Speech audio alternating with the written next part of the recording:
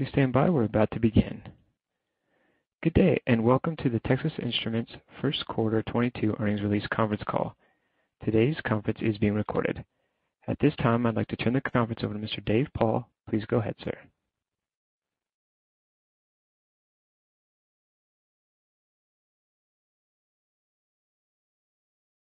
Good afternoon, and thank you for joining our First Quarter 2022 Earnings Conference Call. For any of you who missed the release, you can find it on our website at ti.com/ir. This call is being broadcast live over the web and can be accessed through our website. A replay will be available through the web. This call will include forward-looking statements that involve risks and uncertainties that could cause TI's results to differ materially from management's current expectations. We encourage you to review the notice regarding forward-looking statements contained in the earnings release published today, as well as TI's most recent SEC filings for a more complete description. Our Chief Financial Officer, Rafael Lizardi, is with me today and will provide the following updates. First, I'll start with a quick overview of the quarter.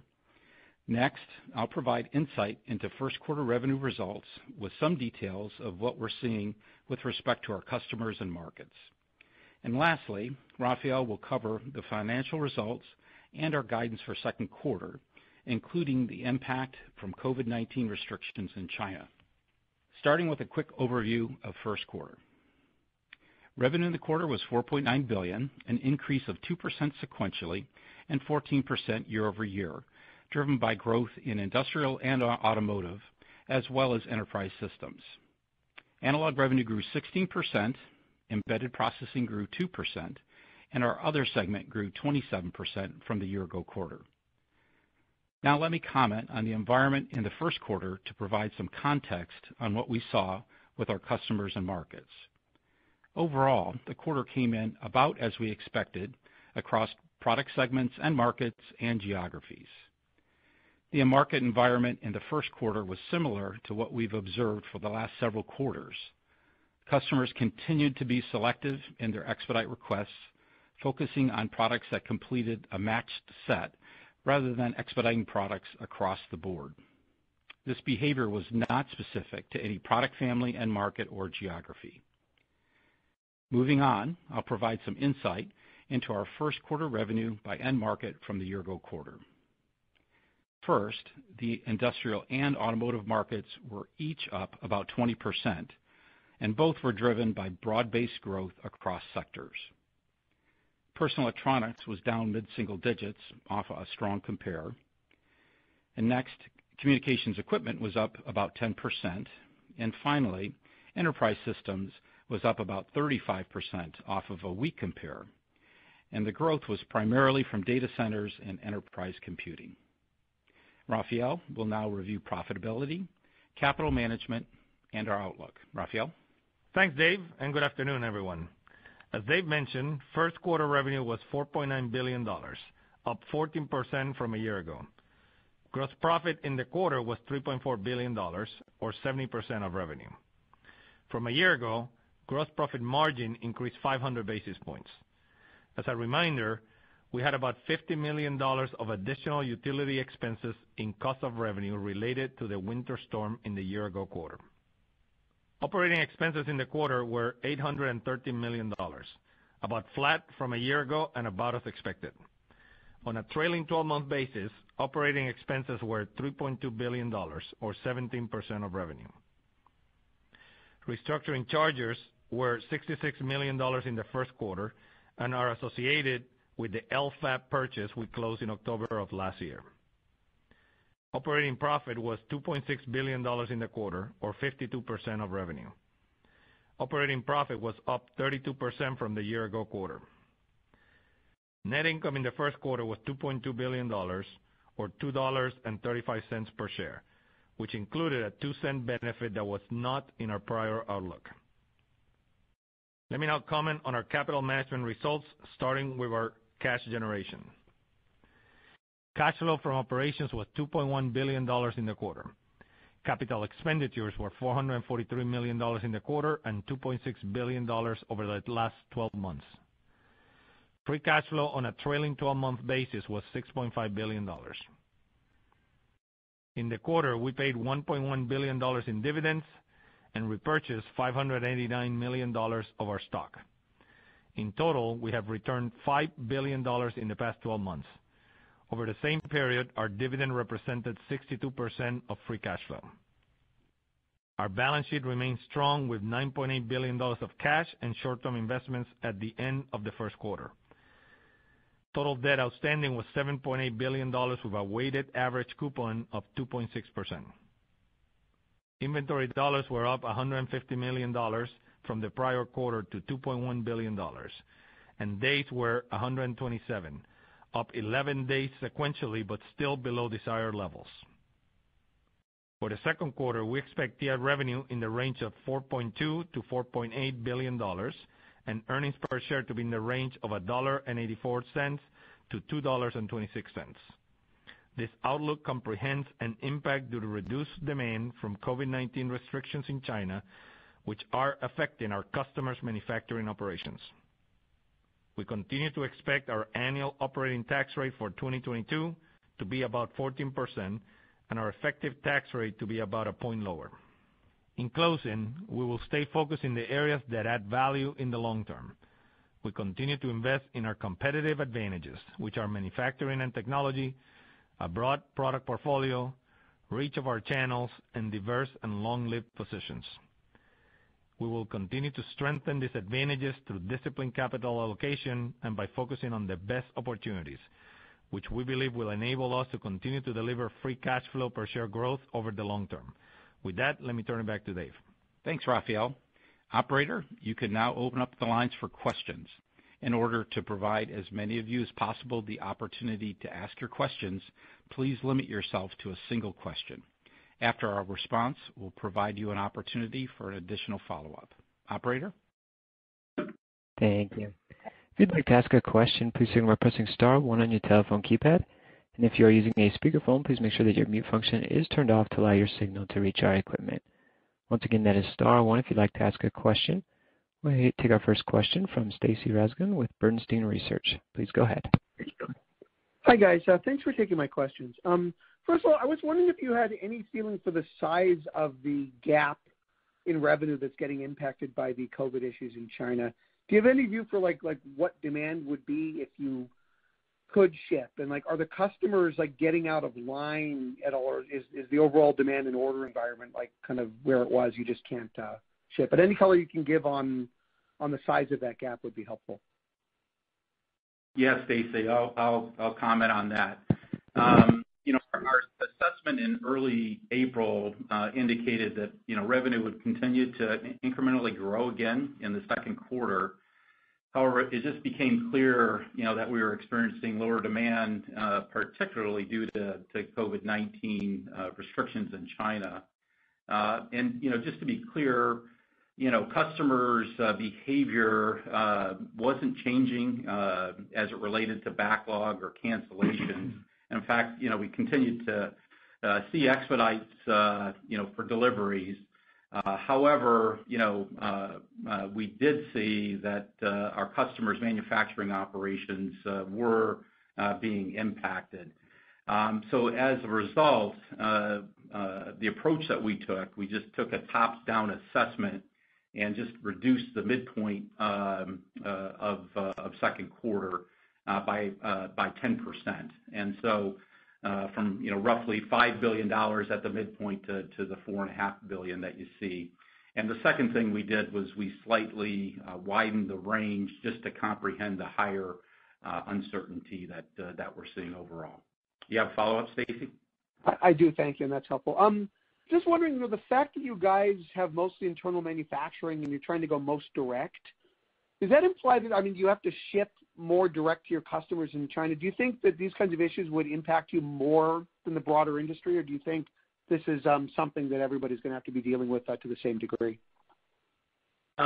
Stacy, our sense is primarily due to issues with our operations at our customers' factories, and it is not related to shipping to direct or to distribution or anything of that sort.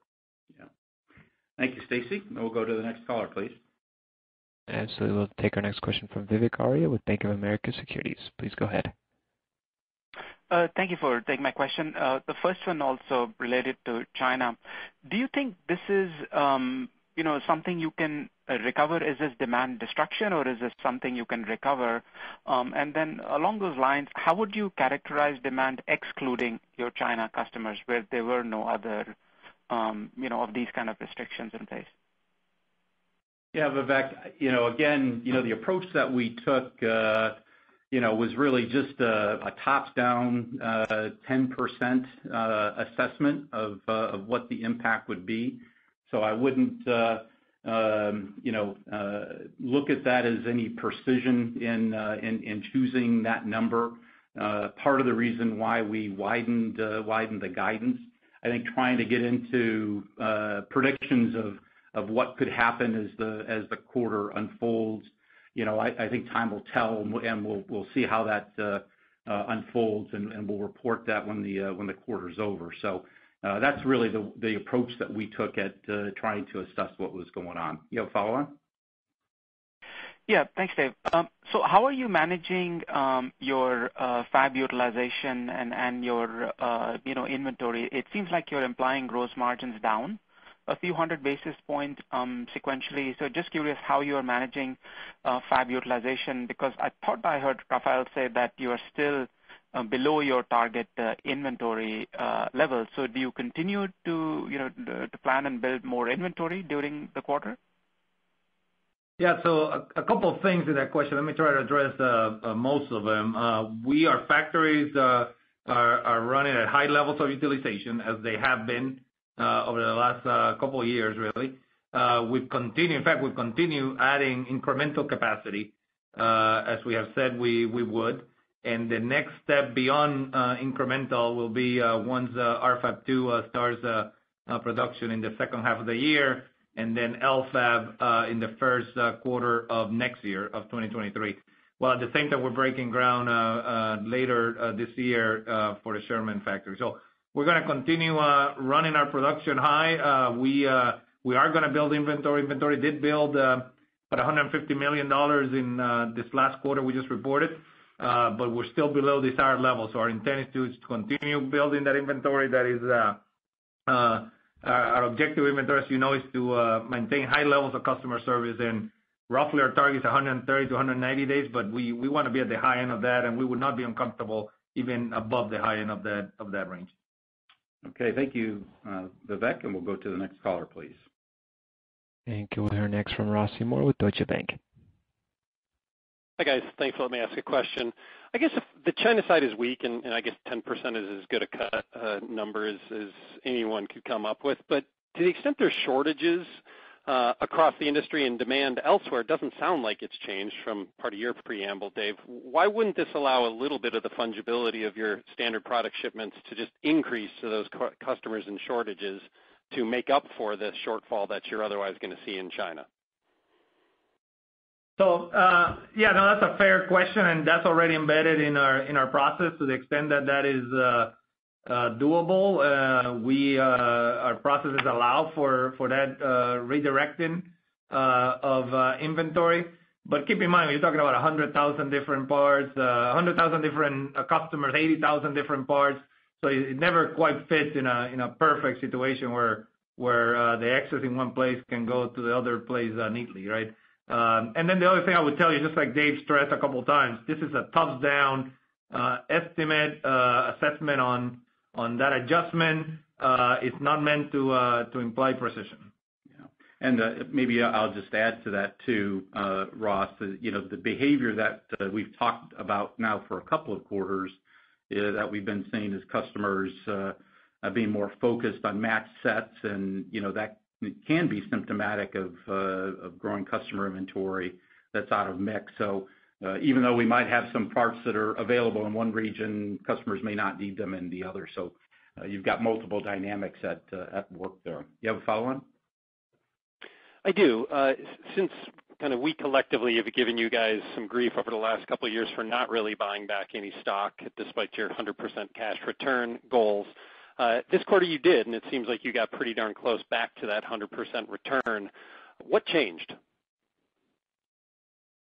So, Ross, you've known us for a long time, and you know how we think about cash return. But just for everybody else, we talked about this during capital management every quarter. Our objective when it comes to cash return is to return all free cash flow to the owners of the company. We do that through dividends and repurchases, and we've been really consistent in how we do that, and we have a really good track record. So we have done that and are committed to continuing to do that. Okay. Thank you, Ross. We'll go to the next caller, please. Thank you. We'll hear next from Chris Danely with Citi. Hey, thanks, guys. So given all these COVID issues in China and shutdowns, but then no change in the rest of the world, do you expect the shortage situation at TI and in semis to get better or worse from this, or do you think it will be no change? Yeah, I'll take a first shot, and Rafael, if you want to add in, we're not trying to predict the cycle or call, even the out quarters of what's going on.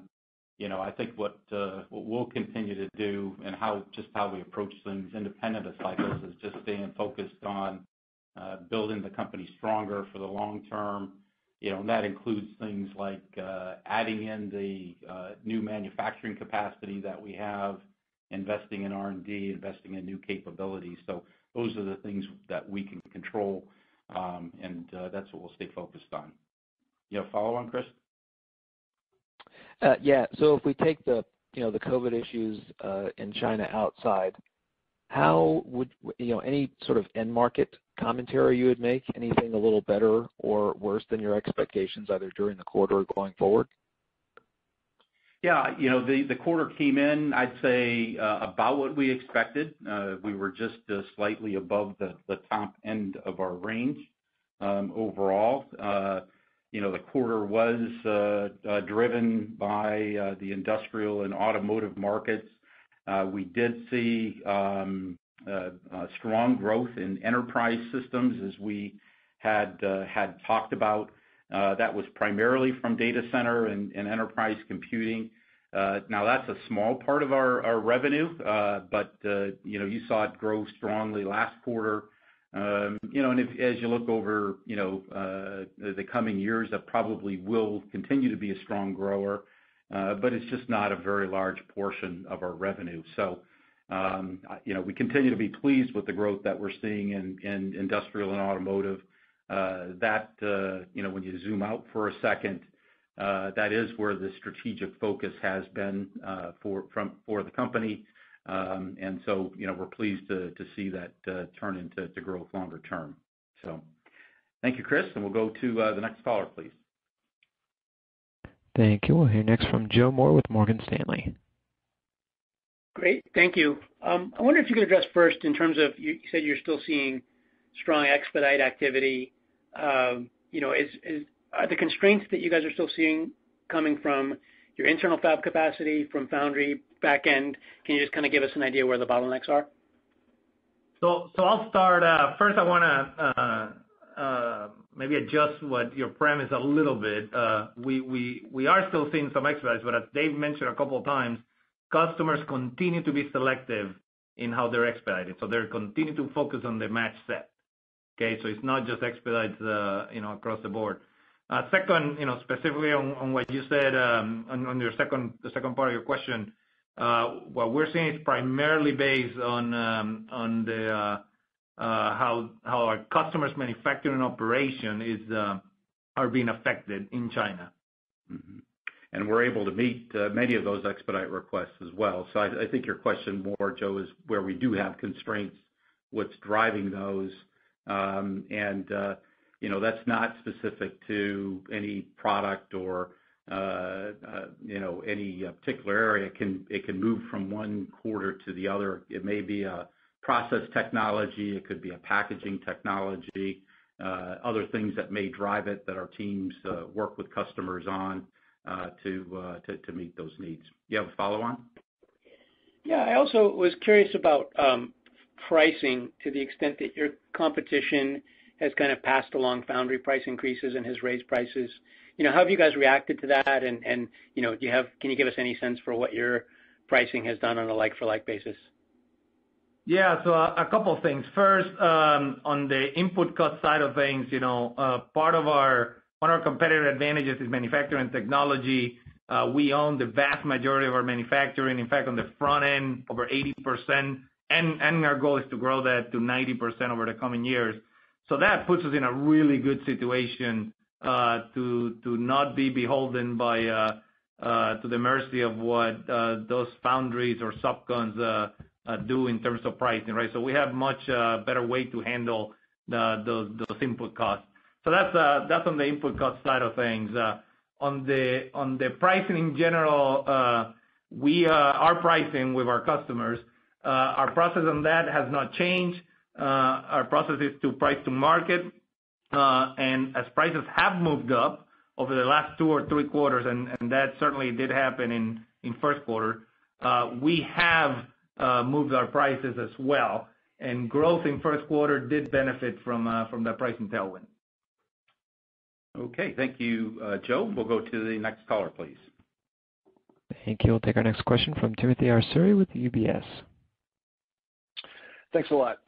I just wanted to push on this 10% that you talked about the haircut for June. If the lockdowns seem like they're already getting a little bit better, they're seeming to kind of loosen up a little bit. So I guess the question is, does the 10% assume that the situation persists through the month of June, or if it gets better between now and June, will that 10% prove to be conservative? And then I had a follow up as well. Yeah, and I know maybe it's unsatisfying, but I'll just repeat what we said before. This is a top level assessment, tops down. It's not meant to imply precision. In fact, just like as we said earlier, we even widened the range to reflect that higher uncertainty. So time will tell, and when we report 90 days from now, we'll see where things land. Got it. Maybe as my second. Yeah. Thanks, Dave. So I guess my second question is, this is a question that Ross asked before, but if customers are so tight, and if the lockdowns are certainly going to be transitory, I would think it seems like customers would just take the product and they would put it into inventory. So obviously during the past 3 weeks you opted to take this big cut to guidance, but is that because they're pushing out shipments, or is it because they just can't accept shipment of your product? I mean, it seems like it has to be the latter versus them pushing out shipments or not pulling from consignment because everything's tight and the whole chain's trying to build inventory. Thanks. Sure. Yeah. And Tim, I think we've talked about now for a couple of quarters that we've observed behavior where customers' behavior really shifted to focusing on those match sets, and as we've talked about, that can be symptomatic of growing customer inventory that's just out of mix, right? So,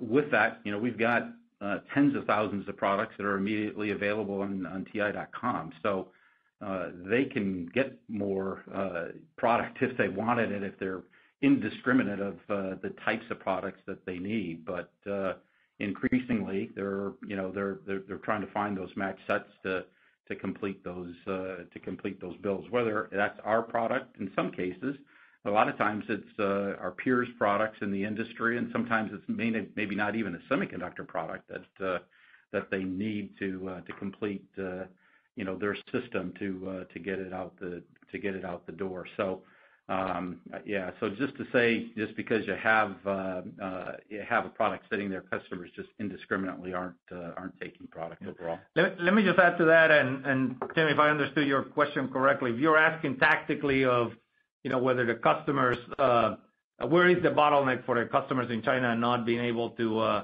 run their operations, we're seeing cases where factories are shut down and they just will not accept, they cannot accept deliveries. In other cases, the freight forwarders will not take our parts from our distribution centers to ship them to the factories in China, particularly in the Shanghai area, because those are shut down.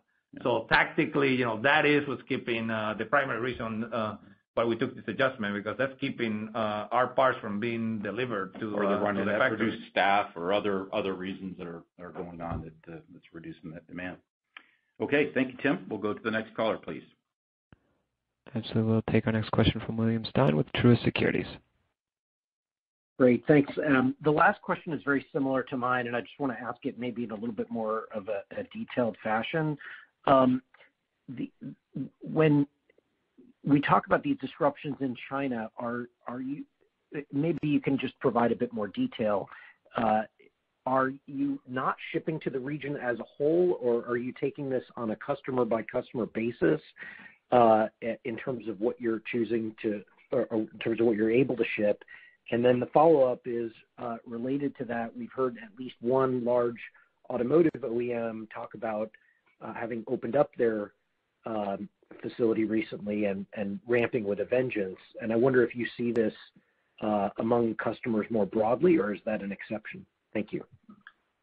Yeah, so I'll give you my take. It is case by case. There's at least, just saw a report, dozens, if not hundreds of factories that are shut down, but there are other hundreds that are operating at different levels, right? Some some cities are affected more than others. Obviously, Shanghai, we've all read in the news what's going on there, and factories in that area are affected more. And but there are restrictions beyond Shanghai, but it's case by case. There are factories operating at zero, like completely shut down. There are others operating at 20%, 50%, and so forth. Yeah, follow on, Will? Perhaps you can talk about changes in delivery patterns by channel. In particular, I'd be curious if you saw any slowdown in orders at TI.com, which I think is somewhat of a different channel from your typical direct business. Thank you.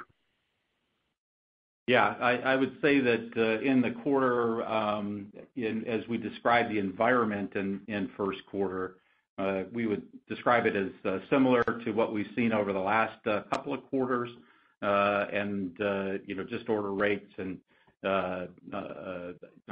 cancellation. Order rates remain strong. Cancellations, reschedules, and those things. That customer behavior is consistent. Those things are low and consistent with what we've seen over the last couple of quarters, and that's across those different channels and inputs. Yeah, the other thing I would add is, as we have seen in other cases during the entire pandemic, but being able to ship direct and have the direct relationship with customers is just a huge advantage, especially when you face this type of challenges. Just not having an intermediary that kind of, frankly, most of the time gets in the way, and it's not optimal for your relationship with the customer, but also there's the tactical operational delivery of products. So whether it's TI.com or non-TI.com legacy shipments going direct, it's a huge benefit being able to do that. Now close to 70% of our revenue is direct. Okay, thank you, Will. We'll go to the next caller, please. Thank you. We'll take our next question from Blaine Curtis with Barclays. Hey, thanks for fitting me in. I want to ask you on the CapEx plans. So you're pretty clear about your plans at the capital allocation day. I guess the spend in March is a little bit kind of flat at that kind of base level, so you exit at Lehigh. I guess you were talking about adding capacity in the second half, so maybe refresh us if you're still going to spend kind of $3.5 billion, and if the capacity is still coming in line with the second half. Yeah, so a couple angles on your question. First, no changes to our plans. These are long-term plans. So in terms of CapEx, so our $3.5 billion per year for the next 4 years, that is intact. We're very excited about those. I'm very excited about those. Our Fab 2 will ramp production in the second half of this year. Lehigh will qualify and ramp production in the first quarter of next year. In just a matter of weeks or a month or so, we're going to break ground in Sherman. So that's all very exciting, and that is not changing. Maybe the first part of your question on the CapEx, short term, just keep in mind that the fourth quarter CapEx had the Lehigh numbers there, so that's why that number was higher than. Now you're seeing that number come down in first quarter. That's just, you had about close to $900 million worth of CapEx. But our plans, the $3.5 billion run rate per year for 22, 23, 24, 25. Of course, that's just an average, but that is still that is in place, and we're very excited about that. Yeah, that's just math. Blaine, you have a follow-up? Yeah, well, I guess 400 times 4 is not 3.5. That was, I guess, the question. But I guess you're still sticking to that forecast, and it should go up. Well, just remember, it's just an average. The $3.5 billion is an average, so it's not going to be every year $3.5 billion. We'll likely run below, very likely run below 2.5 in 2022, which of course means we'll run higher in the next 3 years. That's just the math on that, right? Right. And then I guess just for the guide, I want to make sure I understand the mechanics. It sounds like utilization stays high. The mix has been kind of industrial and auto. That'll favorable on gross margin. You did hit 70%. I think a lot of companies have signaled that maybe gross margins would tail off through the rest of the year as kind of pricing comes down. I'm kind of curious your perspective, on kind of gross margins at this level, being sustainable for the rest of the year. Yeah, our focus is not on managing gross margins. Our focus has been and will continue to be on growing free cash flow per share for the long term. So gross margin will be what it will be, but we'll continue to make our investments on CapEx to support our revenue plans and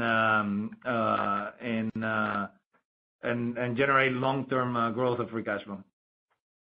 Okay, thank you, Blaine. And we've got time for one more caller, please. Thank you. We'll take our next question from Ambrish Srivastava with BMO.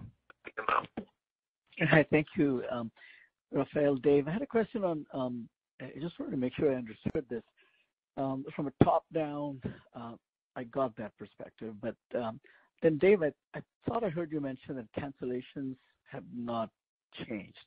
Why shouldn't cancellation change if you're taking your numbers down by 10%? Shouldn't that lead to cancellations changing versus what they have been the last couple of quarters? Yeah. So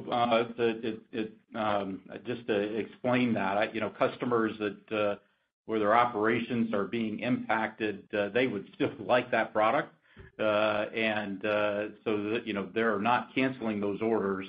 They'd still like to be in line and get that product as soon as they can take it. So that that's what they're communicating to us from that. So that's why that's not showing up as a cancellation, though we are seeing the demand being impacted at this point. Got it. But that metric is usually for that one quarter, and I should know this answer, but I don't. That metric is usually for the quarter that you provide us, or is it for longer than a quarter? Well, yeah, the cancellations, as we look at them, are the cancellations that we would receive in a quarter. It could, of course, be for demand that might be outside of either in the current quarter or even a longer period of time. If a cancellation comes in, right? A customer could say they want to cancel an order for next week and also for 6 months out as well. So, but if they canceled it, we record it as a cancellation in the quarter that we received the cancellation. So. Got it. Okay. Well, with that, we'll go ahead and wrap up. Rafael? Okay, so let me wrap up by reiterating what we have said previously. At our core, we're engineers, and technology is the foundation of our company. But ultimately, our objective and the best metric to measure progress and generate long-term value for owners is the growth of free cash flow per share. While we strive to achieve our objective, we will continue to pursue our 3 ambitions. We will act like owners who will own the company for decades. We will adapt and succeed in a world that's ever-changing, and we will be a company that we're personally proud to be a part of and would want as our neighbor. When we're successful, our employees, customers, communities, and owners all benefit. Thank you, and have a good evening. Thank you. And that does conclude today's conference. We do thank you all for your participation, and you may now disconnect.